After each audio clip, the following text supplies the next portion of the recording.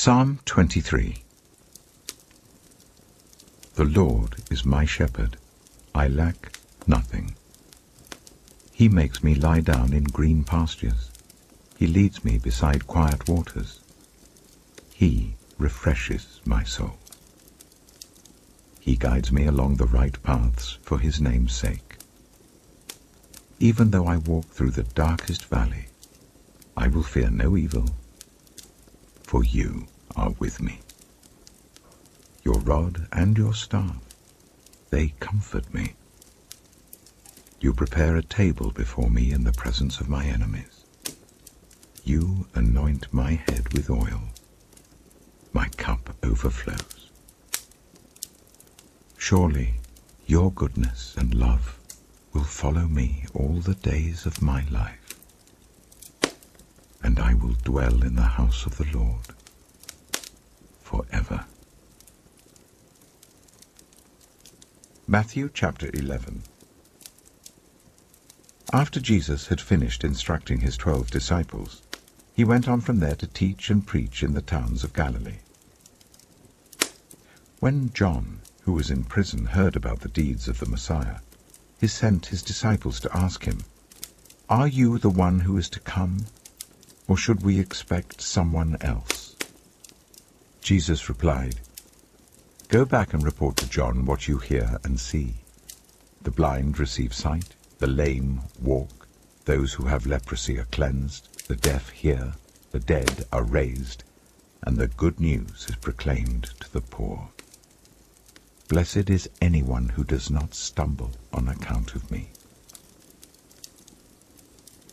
As John's disciples were leaving, Jesus began to speak to the crowd about John.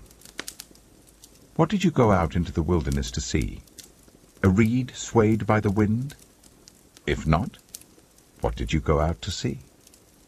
A man dressed in fine clothes?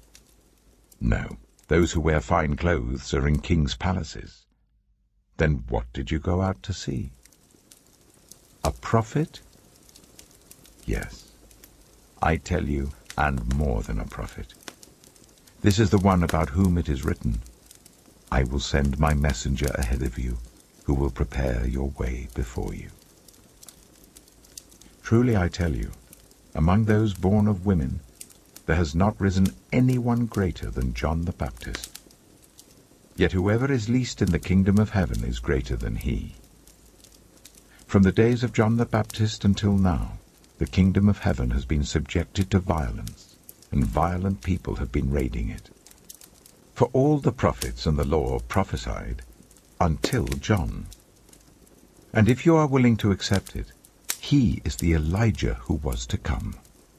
Whoever has ears, let them hear. To what can I compare this generation? They are like children sitting in the marketplaces and calling out to others, 'We played the pipe for you, and you did not dance. We sang a dirge, and you did not mourn.' For John came neither eating nor drinking, and they say, 'He has a demon.' The Son of Man came eating and drinking, and they say, 'Here is a glutton and a drunkard, a friend of tax collectors and sinners.' But wisdom is proved right by her deeds." Then Jesus began to denounce the towns in which most of his miracles had been performed, because they did not repent. "Woe to you, Chorazin! Woe to you, Bethsaida! For if the miracles that were performed in you had been performed in Tyre and Sidon, they would have repented long ago in sackcloth and ashes. But I tell you, it will be more bearable for Tyre and Sidon on the day of judgment than for you. And you, Capernaum, will you be lifted to the heavens? No, you will go down to Hades. For if the miracles that were performed in you had been performed in Sodom, it would have remained to this day. But I tell you that it will be more bearable for Sodom on the day of judgment than for you." At that time Jesus said, "I praise you, Father, Lord of heaven and earth, because you have hidden these things from the wise and learned, and revealed them to little children. Yes, Father, for this is what you were pleased to do. All things have been committed to me by my Father. No one knows the Son except the Father, and no one knows the Father except the Son, and those to whom the Son chooses to reveal him. Come to me, all you who are weary and burdened, and I will give you rest. Take my yoke upon you and learn from me, for I am gentle and humble in heart, and you will find rest for your souls. For my yoke is easy, and my burden is light. Isaiah chapter 40. Comfort, comfort my people, says your God.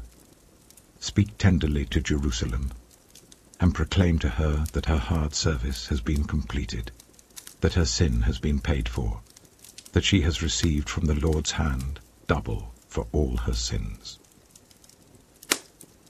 A voice of one calling, in the wilderness prepare the way for the Lord. Make straight in the desert a highway for our God. Every valley shall be raised up, every mountain and hill made low. The rough ground shall become level, the rugged places a plain. And the glory of the Lord will be revealed, and all people will see it together. For the mouth of the Lord has spoken. A voice says, "Cry out." And I said, "What shall I cry?" All people are like grass, and all their faithfulness is like the flowers of the field. The grass withers and the flowers fall, because the breath of the Lord blows on them. Surely the people are grass. The grass withers and the flowers fall, but the word of our God endures forever. You who bring good news to Zion, go up on a high mountain. You who bring good news to Jerusalem, lift up your voice with a shout. Lift it up, do not be afraid. Say to the towns of Judah, "Here is your God." See, the sovereign Lord comes with power, and he rules with a mighty arm. See, his reward is with him, and his recompense accompanies him. He tends his flock like a shepherd. He gathers the lambs in his arms, and carries them close to his heart. He gently leads those that have young. Who has measured the waters in the hollow of his hand, or with the breadth of his hand marked off the heavens? Who has held the dust of the earth in a basket, or weighed the mountains on the scales and the hills in a balance? Who can fathom the Spirit of the Lord, or instruct the Lord as his counselor? Whom did the Lord consult to enlighten him? And who taught him the right way? Who was it that taught him knowledge, or showed him the path of understanding? Surely the nations are like a drop in a bucket. They are regarded as dust on the scales. He weighs the islands as though they were fine dust. Lebanon is not sufficient for altar fires, nor its animals enough for burnt offerings. Before him, all the nations are as nothing. They are regarded by him as worthless and less than nothing. With whom, then, will you compare God? To what image will you liken him? As for an idol, a metal worker casts it, and a goldsmith overlays it with gold, and fashions silver chains for it. A person too poor to present such an offering selects wood that will not rot. They look for a skilled worker to set up an idol that will not topple. Do you not know? Have you not heard? Has it not been told you from the beginning? Have you not understood since the earth was founded? He sits enthroned above the circle of the earth, and its people are like grasshoppers. He stretches out the heavens like a canopy, and spreads them out like a tent to live in. He brings princes to naught, and reduces the rulers of this world to nothing. No sooner are they planted, no sooner are they sown, no sooner do they take root in the ground, than he blows on them, and they wither, and a whirlwind sweeps them away like chaff. To whom will you compare me? or who is my equal? Says the Holy One. Lift up your eyes and look to the heavens. Who created all these? He who brings out the starry host one by one, and calls forth each of them by name. Because of his great power and mighty strength, not one of them is missing. Why do you complain, Jacob? Why do you say, Israel, my way is hidden from the Lord, my cause is disregarded by my God? Do you not know? Have you not heard? The Lord is the everlasting God, the creator of the ends of the earth. He will not grow tired or weary, and his understanding no one can fathom. He gives strength to the weary and increases the power of the weak. Even youths grow tired and weary, and young men stumble and fall. But those who hope in the Lord will renew their strength. They will soar on wings like eagles. They will run and not grow weary. They will walk and not be faint. Isaiah chapter 41. Be silent before me, you islands. Let the nations renew their strength. Let them come forward and speak. Let us meet together at the place of judgment. Who has stirred up one from the east, calling him in righteousness to his service? He hands nations over to him and subdues kings before him. He turns them to dust with his sword, to wind-blown chaff with his bow. He pursues them and moves on unscathed, by a path his feet have not traveled before. Who has done this and carried it through, calling forth the generations from the beginning? I, the Lord, with the first of them and with the last. I am he. The islands have seen it and fear. The ends of the earth tremble. They approach and come forward. They help each other and say to their companions, be strong. The metalworker encourages the goldsmith, and the one who smooths with the hammer spurs on the one who strikes the anvil. One says of the welding, it is good.